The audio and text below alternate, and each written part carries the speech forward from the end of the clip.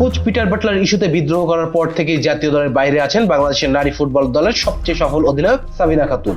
এবার তাকে অধিনায়ক করেই সাফ নারী ফুটসালের স্কোয়াড ঘোষণা করেছেন বাফুফে।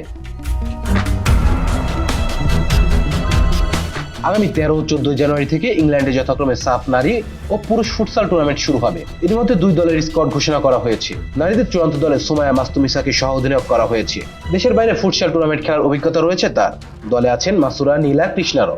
জাতীয় ফুটবল দলে ডাক না পাওয়া ফুটবলাররা ফুটসালের এই টুর্নামেন্টে আবারও আন্তর্জাতিক অঙ্গনে ফিরছেন একসময় জাতীয় দলের নির্ভরযোগ্য ফুটবলার মার্জিয়া ও মিশরাত জাহান মৌসুমী। বাংলাদেশ নারী ফুটবল দল 2018 সালে এশিয়ান কাপ ফুটসাল বাছাই টুর্নামেন্ট খেলেছিল। ওই টুর্নামেন্টেও বাংলাদেশ সাবিনার অধিনায়কত্বে খেলেছে। 7 বছর পর আবারও নারী ফুটসাল দলের আন্তর্জাতিক অঙ্গনে ফিরেছে। এবারও অধিনায়ক Sabina. Rezaul Islam, D sports. Please subscribe our channel to get more information about sports world.